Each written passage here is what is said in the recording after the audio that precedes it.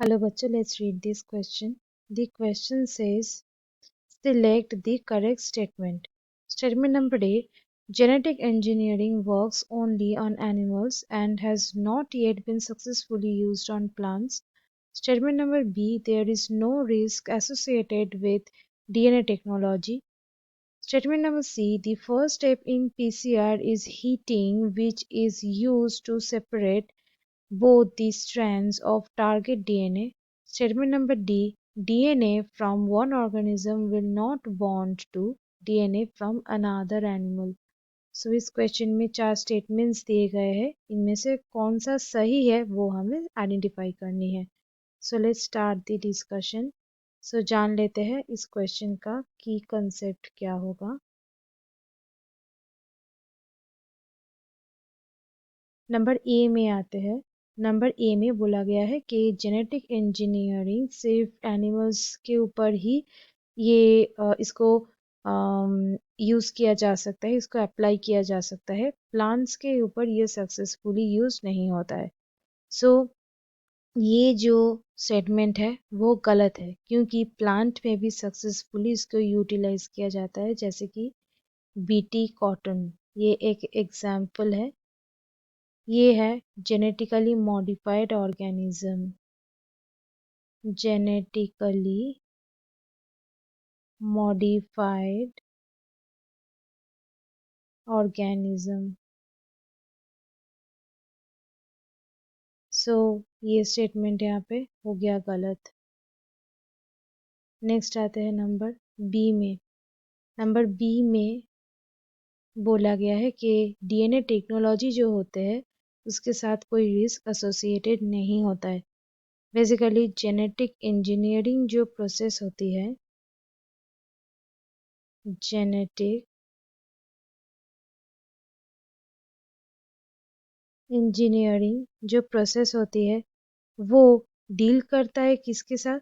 ये डील करता है ओरिजिनल जीनोम का मॉडिफिकेशन के साथ.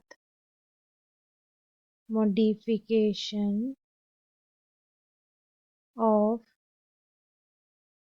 Original genome. क्यों? ताकि डिजायर्ड प्रोडक्ट पा सके. बट ये ड्यूरिंग दिस प्रोसेस क्या हो सकता है, न्यू टॉक्सिन्स इंट्रोड्यूस हो सकती है, क्रॉस कॉन्टेमिनेशन हो सकती है. सो यहाँ पे रिस्क होते हैं. सो ये भी करेक्ट नहीं है. नेक्स्ट आते हैं नंबर सी में. नंबर सी में बोला गया है कि पीसीआर यानी कि polymerase chain reaction, polymerase chain reaction, जहाँ पे डीएनए का बहुत सारा कॉपी मिलता है. सो ये पीसीआर का जो फर्स्ट स्टेप है वो है हीटिंग, जिससे क्या हो जाता है, टारगेट डीएनए का जो 2 स्ट्रैंड्स है वो सेपरेट हो जाते हैं. सो ये बिल्कुल सही है, क्योंकि पीसीआर का जो फर्स्ट स्टेप है वो है जो डबल स्ट्रैंडेड डीएनए है उसका denaturation. Denaturation of double stranded DNA. Double stranded DNA. यहाँ पे जो हाइड्रोजन बॉन्ड्स होते हैं, जो हाइड्रोजन बॉन्ड्स होते हैं वो बॉन्ड्स को हीट किया जाता है, वो हीटेड हो जाते हैं और तभी ये डीनेचुरेशन होता है और वो सिंगल स्ट्रैंडेड हो जाते हैं. ये स्टेटमेंट यहाँ पे बिल्कुल सही है और यही होगा इस क्वेश्चन का आंसर. और एक बाकी है, दैट इज नंबर डी. बोला गया है कि एक ऑर्गेनिज्म से पाया डीएनए वो दूसरा ऑर्गेनिज्म से जो डीएनए एक्सट्रैक्टेड होता है उसके साथ बॉन्डेड नहीं हो सकता है.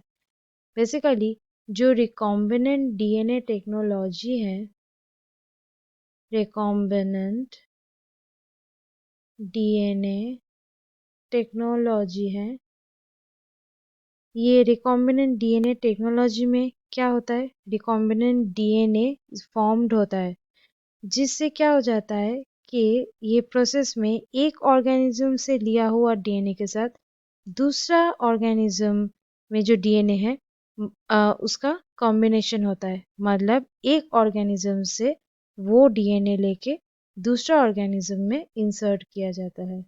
सो यहाँ पे जो इंसर्शन होता है वो होता है दूसरा एनिमल में, अनदर एनिमल। सो ये स्टेटमेंट भी गलत है। So students, hope you understood it well. Best of luck.